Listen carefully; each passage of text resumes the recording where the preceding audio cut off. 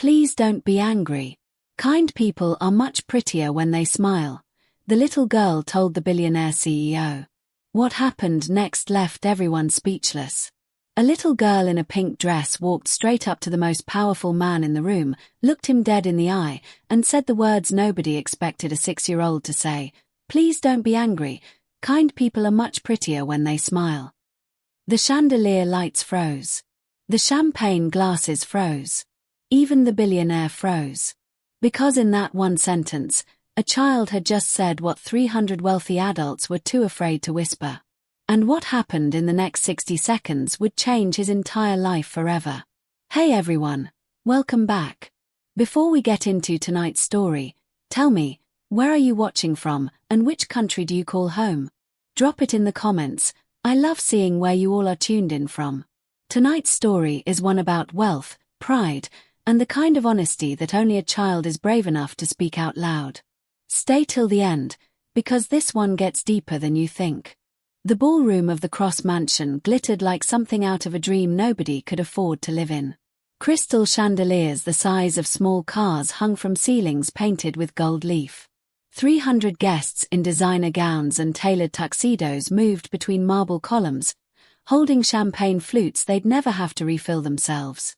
Somewhere near the grand staircase, a string quartet played something elegant and forgettable, the kind of music rich people paid for so silence wouldn't feel awkward. At the center of it all knelt a man in a white suit, and beside him, unnoticed by almost everyone, stood a housekeeper in a plain grey uniform, gripping her daughter's small hand like it was the only solid thing left in the world. His name was Nathaniel Cross. 34 years old. CEO of Cross Industries, a technology empire worth more than the GDP of some small countries. Forbes had called him the coldest man in Silicon Valley 2 years running, and he'd framed the article and hung it in his office like a trophy. Nathan didn't mind being called cold. Cold men didn't get hurt. Cold men didn't get fooled. Cold men built empires. Tonight was his engagement party. His fiancée, Vivian Lane, 33, moved through the crowd like she'd been built for exactly this. Flashbulbs, champagne, admiration. She was beautiful in the practiced way of someone who had spent a decade curating her own image, every laugh timed, every photo angle considered before the photo was even taken. Her family owned half of the hotels on the East Coast. Marrying Nathan wasn't a merger of hearts. It was a merger of empires, and everyone in that room knew it, including Vivian. Nobody had asked Nathan if he was happy. He hadn't asked himself either. He'd simply calculated that Vivian made sense, the way a good investment made sense. Low risk, predictable returns, a face that photographed well beside his in the business pages. Near the kitchen doorway, half hidden behind a marble column, stood Grace Bennett. Grace was 32 years old and had worked as Nathan's head housekeeper for the past 2 years. She managed the household staff, kept the mansion running with the kind of quiet competence nobody thanked her for, and did it all while raising her daughter alone since her husband passed away from a sudden illness 3 years earlier. Grace wasn't supposed to bring her daughter to work. It was against the rules. But her babysitter had cancelled an hour before the event, and Grace couldn't afford to lose this job over something she couldn't control, so she'd made a decision that terrified her. She brought 6-year-old Lily along, tucked her into a small service room near the kitchen with a colouring book, and prayed nobody would notice. Lily had other plans. She was a curious child, the kind who asked why until adults ran out of answers, the kind who noticed things grown-ups had trained themselves to ignore. She'd slipped out of the service room 20 minutes into the party, drawn by the chandelier's glow and the swish of 100 beautiful dresses, and nobody had stopped her because nobody yet knew who she belonged to. She wandered the edge of the ballroom in her one good dress, bright pink, a birthday gift from her mother 2 years ago, now slightly too small but still her favorite. Watching the party the way children watch things they don't understand yet but can somehow still feel. She saw the shine of gold. She saw the sparkle of jewelry. And she saw something else too, something the adults around her seemed blind to. She saw that nobody in that entire glittering room was actually smiling. Not really. Not the way her mother smiled at her before bed, tired and worn out but somehow still warm all the way through. Grace spotted her daughter drifting toward the center of the room and felt her stomach drop. She began moving quickly through the crowd, weaving between guests, trying to reach Lily before anyone noticed the housekeeper's child had wandered into the middle of a $100,000 engagement party. She was almost there, close enough to reach out. Then a voice cut through the music, sharp and cold enough to stop the entire room. "Excuse me, whose child is this?" It was Vivian. And the way she said it, like Lily was a stain on the carpet rather than a little girl in a pink dress, made every head in the ballroom turn at once. Grace froze mid-step, her hand still stretched toward her daughter, her heart suddenly pounding so loud she could hear it over the music. She knew, in that instant, that whatever happened in the next few minutes would decide far more than just her job. It would decide everything. 300 pairs of eyes turned toward a 6-year-old girl in a pink dress, and Grace felt her whole world tilt sideways. "I asked," Vivian repeated, her voice rising just enough to make sure everyone heard, "whose child this is." She said it the way someone might describe finding a bug in their food, polite on the surface, disgusted underneath. Grace pushed through the last few guests and reached Lily, kneeling quickly and pulling her daughter close. "I'm so sorry," she said, breathless, her cheeks burning with a shame she hadn't asked for. "She's mine. My babysitter cancelled tonight. I didn't have anyone else. I just needed her to stay quiet in the back room. I promise it won't happen again." "Yours," Vivian repeated, letting the word hang in the air like something distasteful. She looked Grace up and down slowly, taking in the plain grey uniform among all the silken sequins. "You brought your child to my engagement party. In that." A few guests near the front let out uncomfortable laughter, the kind that comes from people who don't want to be the one who laughs too loud but also don't want to be the one who stays silent. "I didn't mean to disrupt anything," Grace said quietly, already backing toward the kitchen doorway, pulling Lily with her. "We'll go. I'm so sorry." But Vivian wasn't finished. She stepped forward, heels clicking against the marble, champagne glass still in hand, and something in her expression had shifted from annoyance into something sharper, almost delighted, like she'd found herself an audience and intended to use it. "No, don't rush off," Vivian said, her voice carrying easily across the now silent ballroom. "Let's actually talk about this. Because this is exactly the kind of thing that happens when you let staff get too comfortable. I've said this to Nathan a dozen times. You give people an inch, they bring their entire lives into your home." Grace's throat tightened. She kept her eyes on the floor, one arm wrapped protectively around Lily's shoulders, willing herself not to cry in front of 300 strangers. "I work very hard to keep this house running," Grace said, her voice trembling but steady enough to be heard. "I would never disrespect this event on purpose." "Hard work," Vivian repeated, almost amused now, swirling her champagne. "That's sweet. But hard work doesn't earn you a seat at the table, sweetheart. It earns you a paycheck. There's a difference, and clearly nobody's ever explained it to you." Somewhere in the crowd, a woman gasped softly. A few guests exchanged uneasy glances. But nobody stepped forward. Nobody said a word in Grace's defense. Because in a room full of powerful people, standing up for the housekeeper meant risking your own standing, and nobody in that ballroom was willing to spend their social capital on a stranger in a grey uniform. Nathan stood only a few feet away, near the base of the grand staircase, and he'd watched the entire exchange unfold. He should have said something the moment Vivian raised her voice. He knew that, somewhere underneath the practiced numbness he'd built over years of boardrooms and hostile takeovers. But some old, cold instinct kept his mouth shut, the same instinct that told him not to get involved in things that didn't concern the bottom line, not to spend emotional energy on situations that would resolve themselves. Grace was his employee. This was, technically, a staffing issue. Vivian was, technically, going to be his wife. He told himself it wasn't his place to interfere. He was wrong, and some small part of him already knew it. Little Lily, still tucked against her mother's side, looked up, not at Vivian, whose voice had grown sharp enough to make the little girl's shoulders curl inward, but at Nathan.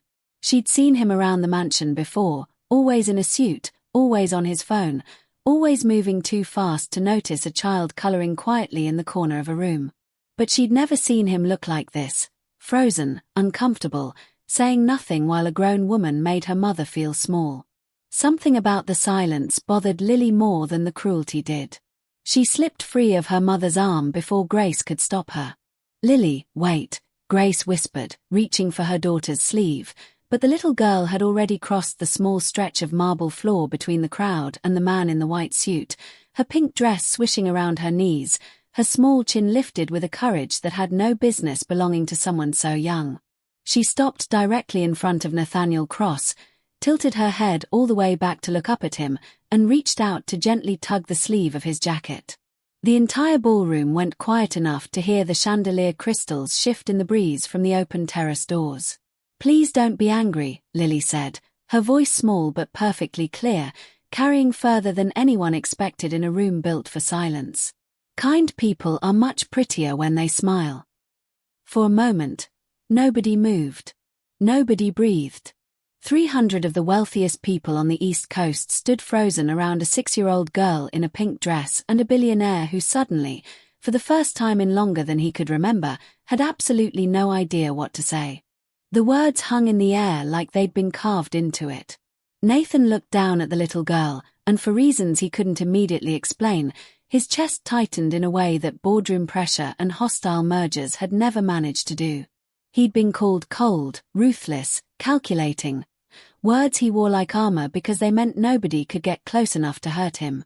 But this child, barely 3 feet tall in a pink dress 2 sizes too small, had just looked past all of it in 4 seconds flat. "What's your name?"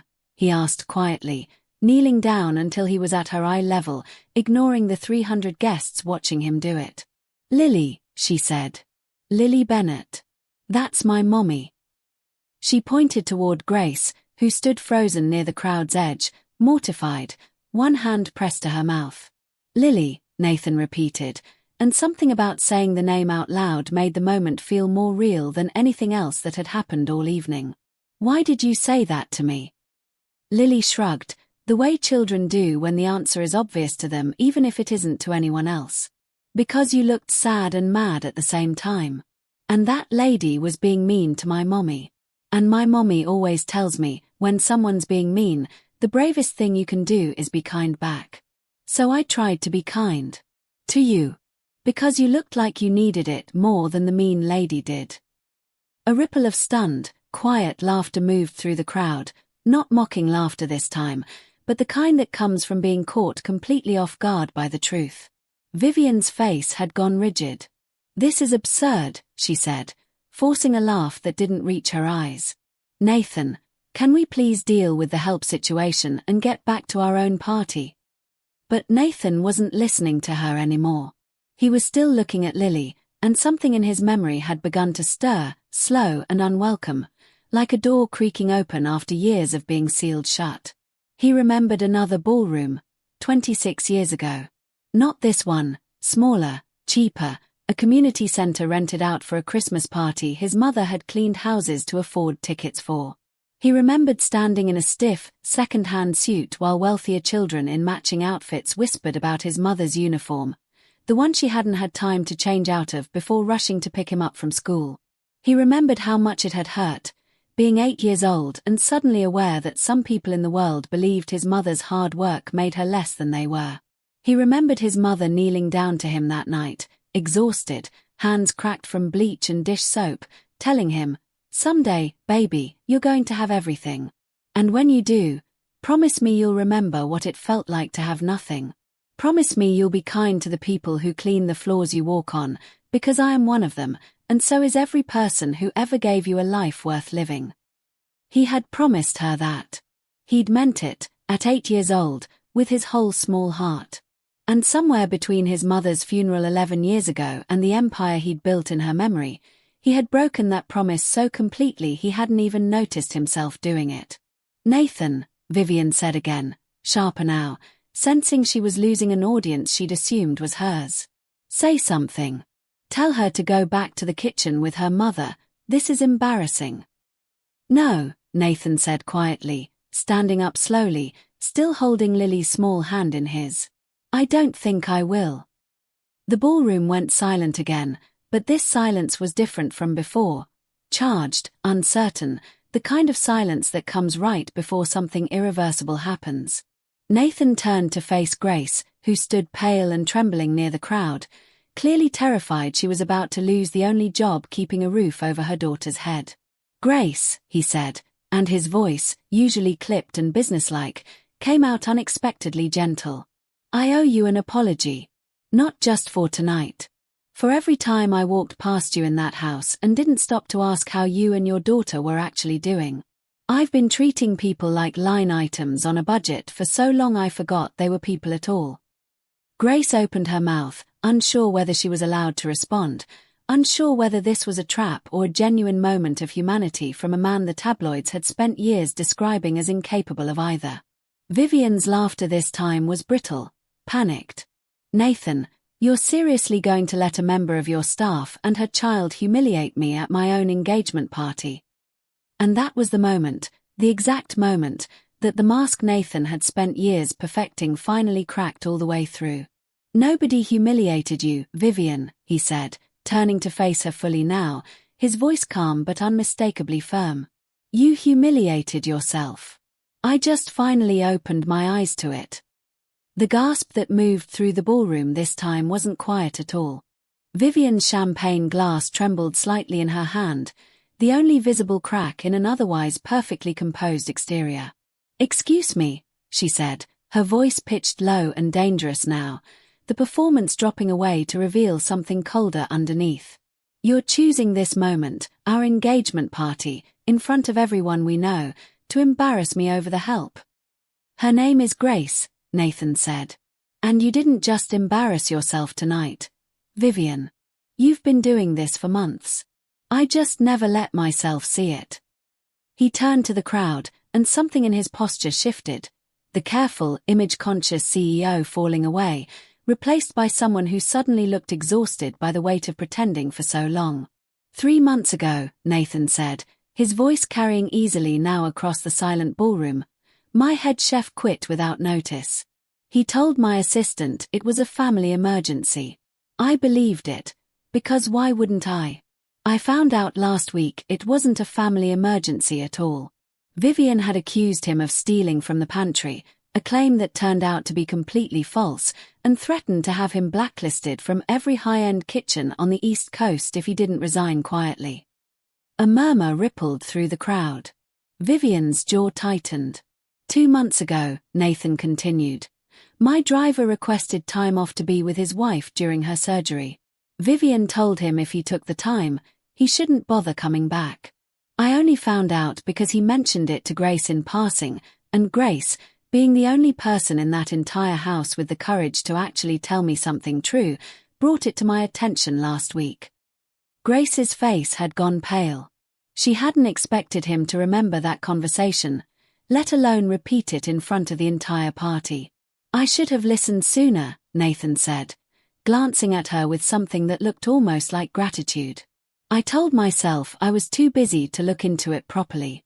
The truth is, I didn't want to look into it, because looking into it meant admitting I'd chosen to build a life with someone who treated the people around her exactly the way people once treated my mother." The room had gone completely still. Even the string quartet had stopped playing, the musicians frozen mid-note, unsure whether to continue. "My mother cleaned houses for 20 years, Nathan said, and for the first time that anyone in that ballroom could remember, his voice cracked slightly. "She scrubbed floors on her knees so I could go to a decent school. She worked doubles so I could have shoes that fit. And when she got sick, when she was dying in a hospital bed with no one but me beside her, one of the last things she made me promise was that I would never let money make me forget where kindness comes from." He looked down at Lily, who was still holding his hand, watching him with the wide, unguarded attention only children give to adults who are finally telling the truth. "I forgot that promise the day I let Vivian hire and fire people like they were furniture," Nathan said quietly. "I forgot it every time I walked past Grace in my own home without asking how she was doing, without knowing she was raising her daughter alone, Without knowing tonight, she probably had no other choice but to bring Lily here rather than leave her home unsupervised. I forgot it long before tonight.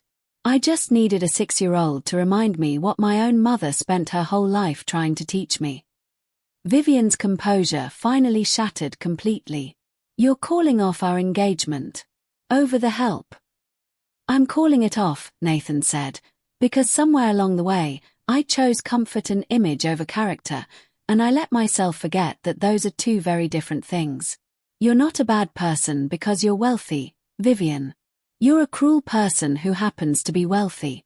There's a difference, and I should have seen it long before tonight. The ring on Vivian's finger caught the chandelier light as she yanked it off, threw it toward him. He caught it out of reflex and stormed toward the exit without another word, her heels echoing sharply against the marble in a silence so complete it felt like the entire mansion was holding its breath. Nathan watched her go, feeling something he hadn't expected. Relief, quiet and enormous, spreading through his chest like a window finally thrown open in a room that had been sealed shut for years. He turned back to Grace and Lily. I think, he said softly, we have a lot to talk about. Starting with how long you've been carrying this house, and I mean actually carrying it, without anyone bothering to ask if you needed help doing it.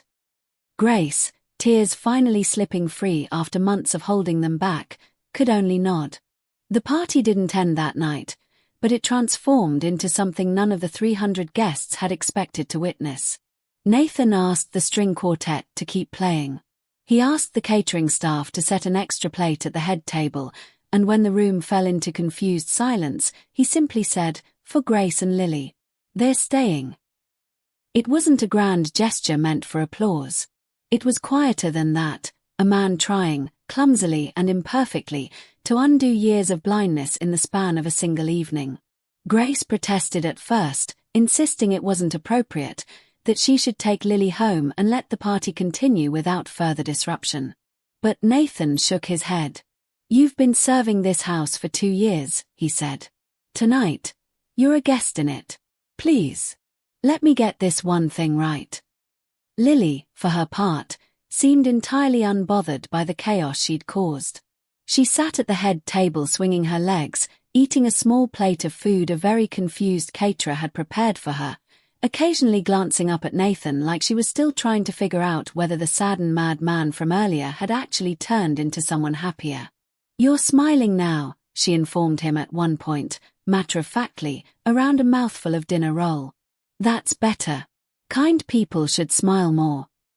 Nathan laughed, an actual laugh, unguarded, the kind he couldn't remember producing in years, and something in Grace's chest loosened at the sound of it.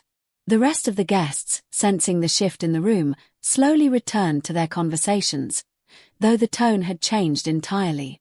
There was a new kind of quiet respect moving through the crowd now, aimed less at Nathan's wealth and more at whatever they'd just witnessed him choose to become. Later that night, after most of the guests had gone home and the staff had begun clearing the ballroom, Nathan found Grace in the kitchen, helping the exhausted catering crew stack dishes despite his insistence that she didn't need to lift a finger for the rest of the evening. You really don't have to do that, he said, leaning in the doorway. Old habits, Grace said, offering a tired smile. It's strange, not being invisible for one night. I don't quite know what to do with myself. Nathan crossed the kitchen and, after a moment's hesitation, picked up a dish towel and began drying alongside her. Grace glanced at him, startled. You don't need to do that either, she said. I know, Nathan said. I want to. They worked in comfortable silence for a while, the kitchen slowly emptying around them as the last of the staff finished up and said their goodnights. Eventually, Grace spoke again, quieter this time. Can I ask you something? Why did what Lily said hit you so hard? I've seen you brush off far worse from board members and reporters without blinking. Nathan set down the dish towel and was quiet for a long moment, choosing his words carefully. My mother used to say something almost exactly like that, he said finally. Not those exact words, but close enough that hearing them come out of a 6-year-old's mouth felt like she'd reached down and grabbed me by the collar. I spent so many years building walls to protect myself from ever feeling as small as I did growing up poor, That somewhere along the way, the walls stopped protecting me and started imprisoning me instead. Vivian fit inside those walls perfectly. That should have told me something a long time ago. Grace listened, saying nothing, letting him talk in the way people do when they finally have someone willing to actually hear them. "I'm not asking for anything from you," Nathan added quickly, catching the careful look on her face. "I know how this could look, the CEO suddenly interested in his housekeeper right after a very public breakup. I promise you, that's not what tonight is about. I want to do better. By you, by Lily, by everyone in that household I've been too distracted to actually see." Grace studied him for a long moment, weighing the sincerity in his voice against 2 years of watching him move through the mansion like a ghost with a corner office. "Okay," she said finally.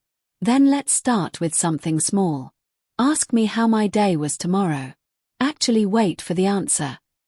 Nathan smiled, really smiled, the kind Lily had been asking for all night. "I can do that." Neither of them noticed Lily peeking around the kitchen doorway, watching the two adults with the quiet, satisfied expression of a child who suspects, correctly, that she's just witnessed the beginning of something important. The weeks that followed brought a version of Nathan Cross that his own employees barely recognized.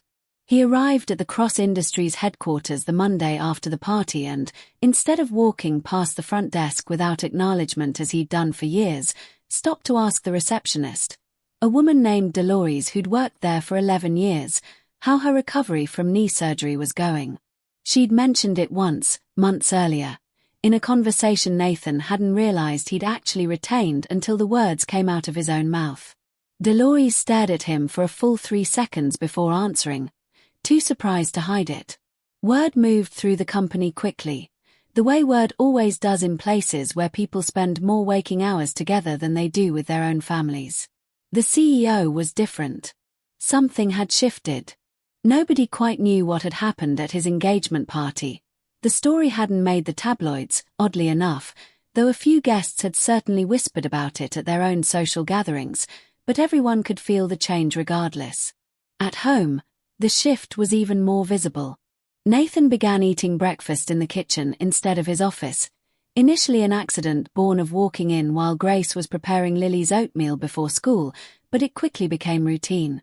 Lily, delighted by the presence of an adult who actually listened to her elaborate 7-minute stories about the class hamster, began saving her best material for these mornings, and Nathan found himself genuinely looking forward to hearing whatever chaos had unfolded in Ms. Patterson's kindergarten classroom the day before.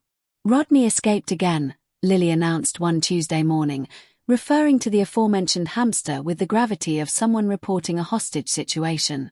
"He got into the reading corner and Tommy screamed so loud the whole class had to go stand in the hallway."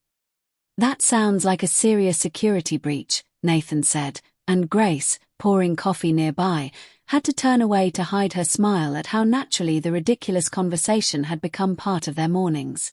But it wasn't all light-hearted.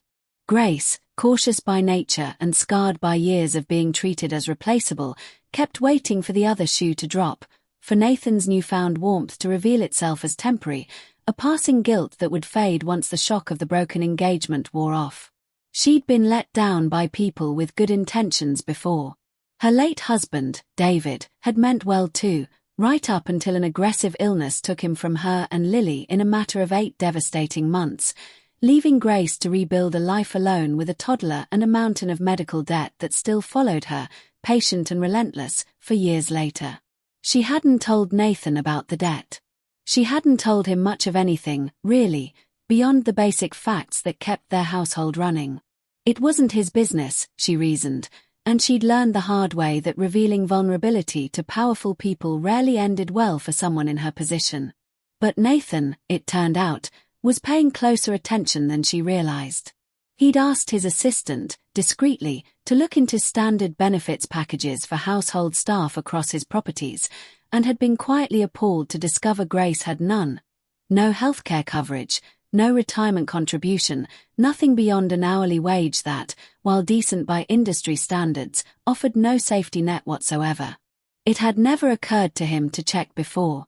He'd simply assumed someone in HR handled these details appropriately. The same lazy assumption that had let Vivian terrorize his household staff for months without his knowledge.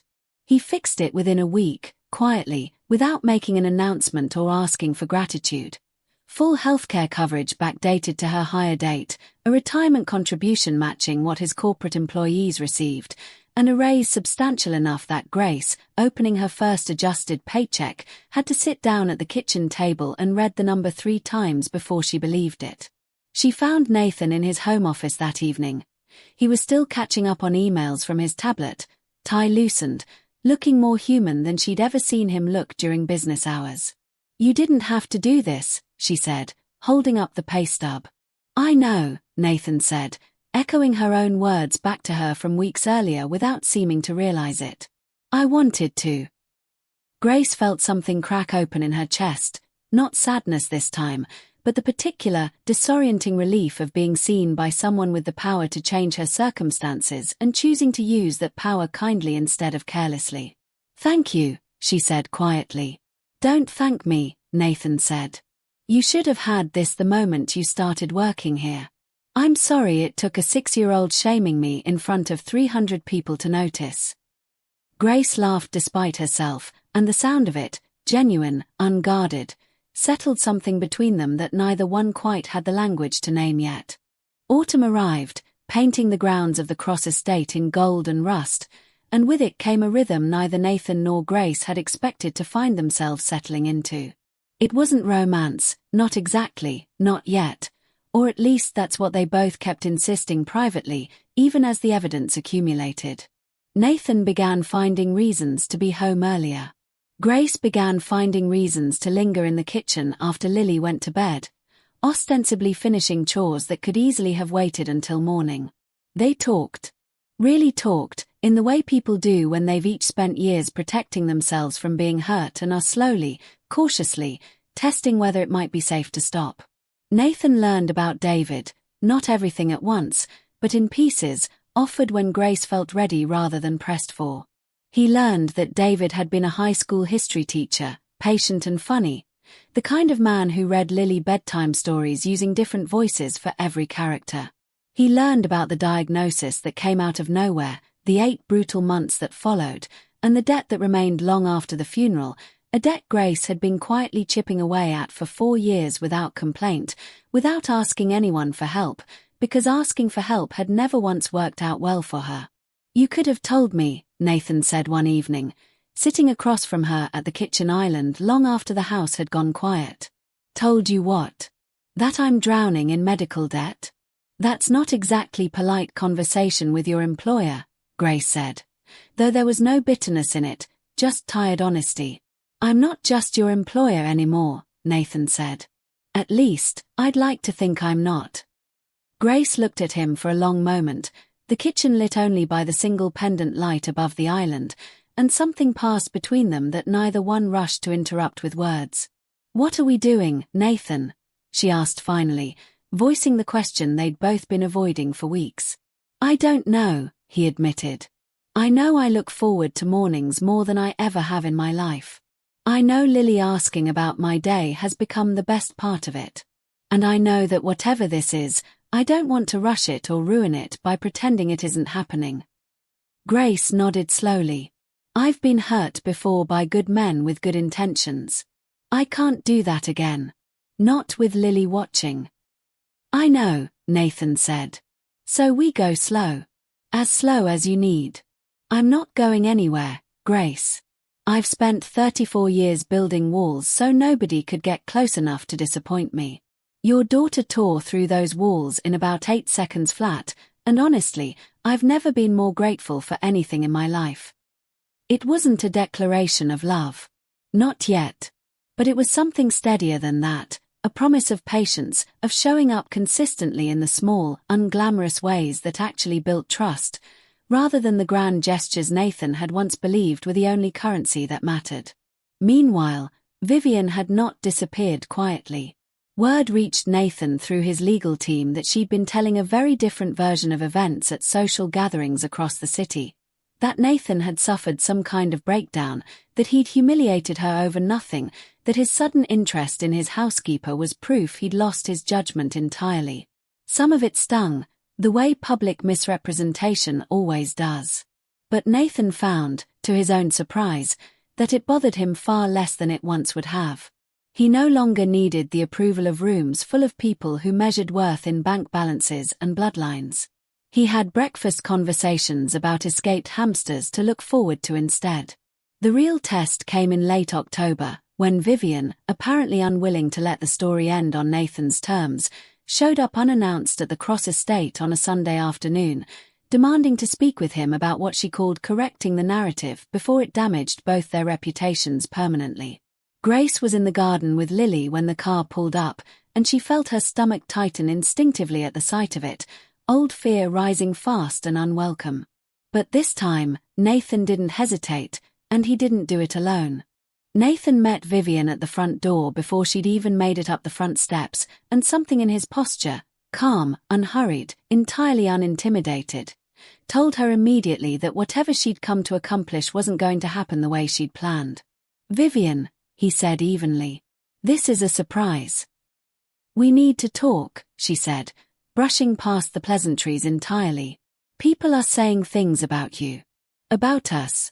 I think we should present a united front, put out a joint statement, something that makes it clear the breakup was mutual and mature, not some public spectacle over the help."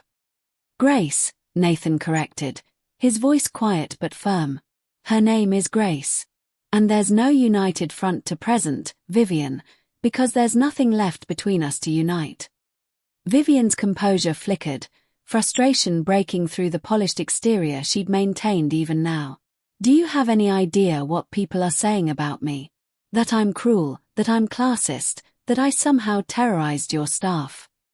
"You did terrorize my staff," Nathan said. "I have 3 former employees willing to confirm it in writing if it ever comes to that. I'd rather it didn't. I don't want a public fight, Vivian. I just want you to leave my family alone."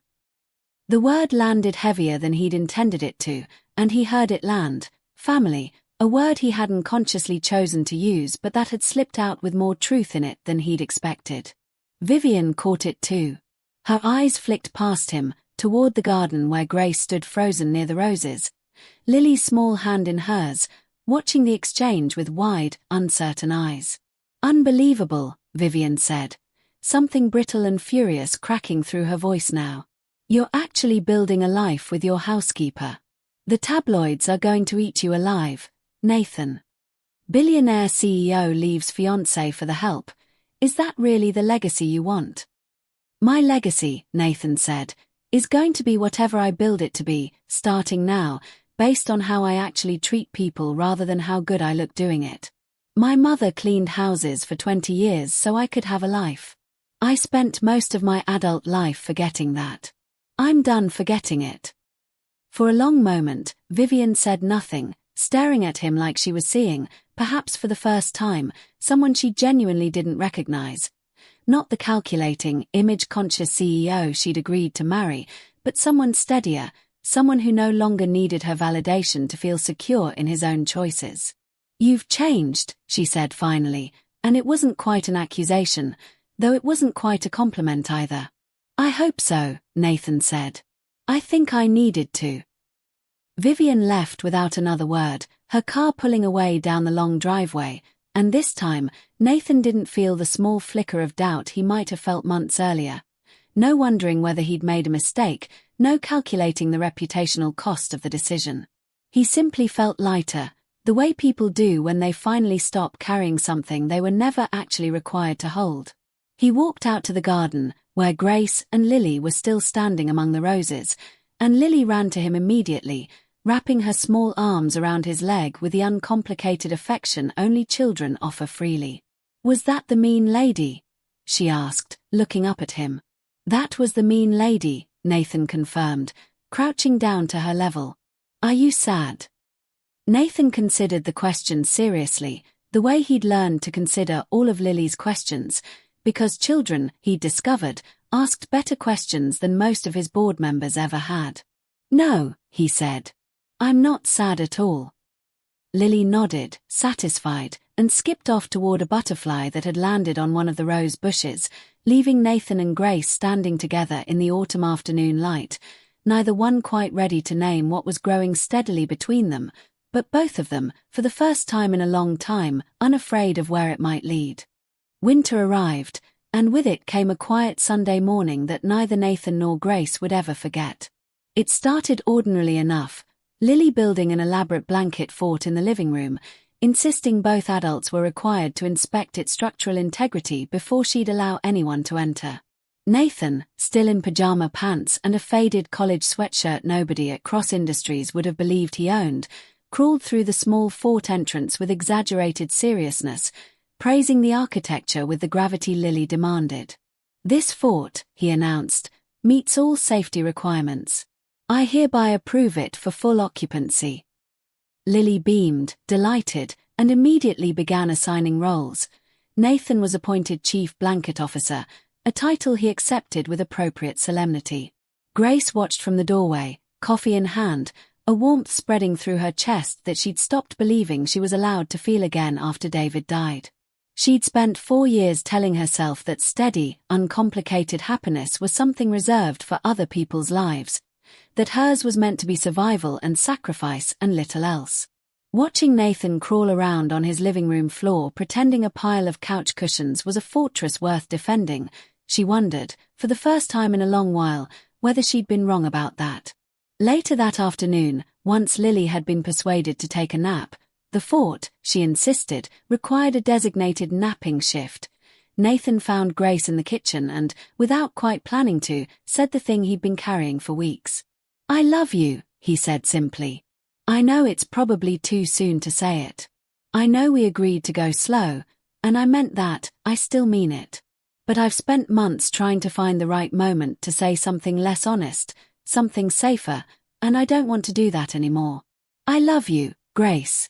And I love Lily. And for the first time in my adult life, I actually know what I want instead of just calculating what makes sense." Grace set down the dish towel she'd been holding, her hands trembling slightly, not from fear this time but from something far more vulnerable. "I've been so scared to hope for this," she admitted quietly. "David was my whole life. I didn't think I got to have this again. I didn't think I deserved to hope for it." "You deserve all of it," Nathan said.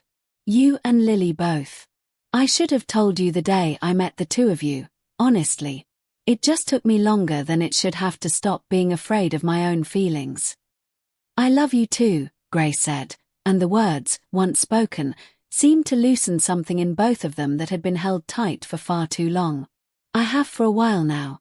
I was just too frightened to say it first." They stood together in the quiet kitchen, winter light falling soft through the windows, and for a long moment, neither one needed to say anything else at all.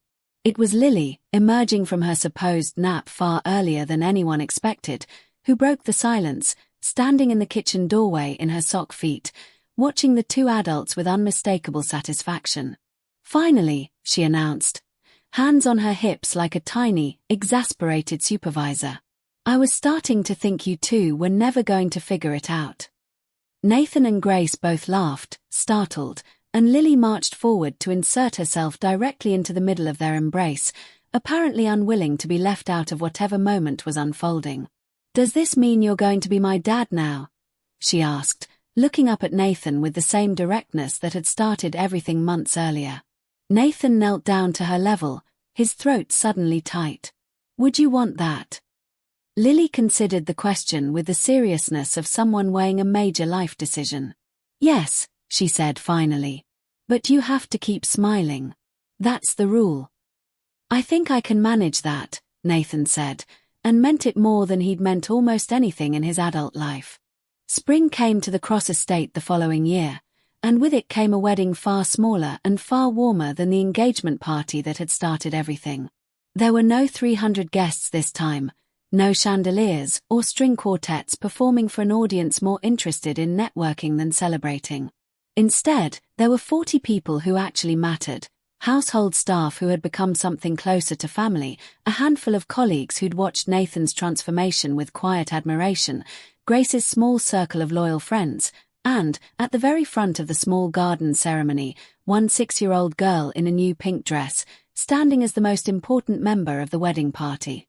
Lily had insisted on being called the Chief Flower Girl, a title she took as seriously as her earlier role of Chief Blanket Officer, scattering rose petals down the aisle with the focused determination of someone completing a mission of great importance. Nathan stood at the front of the garden, watching Grace walk toward him in a simple ivory dress, and felt something settle deep in his chest. Not the calculated satisfaction of closing a successful business deal, but something quieter and infinitely more valuable, the feeling of a promise finally kept. He thought of his mother often in the months that followed the engagement party, more than he had in years. He thought of her cracked hands and her tired eyes and the promise she'd extracted from him as a child. To remember kindness, to remember where he came from, to never let money convince him some people mattered less than others. He'd broken that promise for years without even realizing it, buried under boardrooms and mergers and a fiancé who'd fit so easily into the cold, image-conscious life he'd built for himself. It had taken a 6-year-old girl in a pink dress to remind him what actually mattered. After the ceremony, as the small gathering moved into the garden for dinner beneath strings of warm lights, Nathan found a quiet moment to speak with Lily, who was sitting at the edge of the gathering, still wearing her flower crown, watching the adults with the same thoughtful attention she'd shown from the very beginning. "Thank you," Nathan said, crouching down beside her. "For what?" Lily asked. "For telling me the truth that night, when nobody else would," Nathan said. "You changed my whole life, you know that. All because you were brave enough to say something kind when everyone else was staying quiet." Lily shrugged, the gesture so simple and unburdened it made Nathan's throat tighten. "You just looked like you needed someone to remind you," she said. "Everybody forgets sometimes. That's okay. That's what family's for, remembering for each other." Nathan pulled her into a hug, and over her small shoulder, he caught Grace's eye across the garden, radiant in the string-like glow, watching the two of them with an expression of complete, uncomplicated joy. He thought about all the people in that ballroom months earlier, 300 wealthy, powerful guests who had watched Grace be humiliated and said absolutely nothing, too afraid of losing their own social standing to speak up for a stranger in a grey uniform. And he thought about how it had taken the smallest, least powerful person in that entire room to say the one true thing everyone else had been too cowardly to voice. Kindness, he'd learned, had nothing to do with size or status or the number of zeros in your bank account.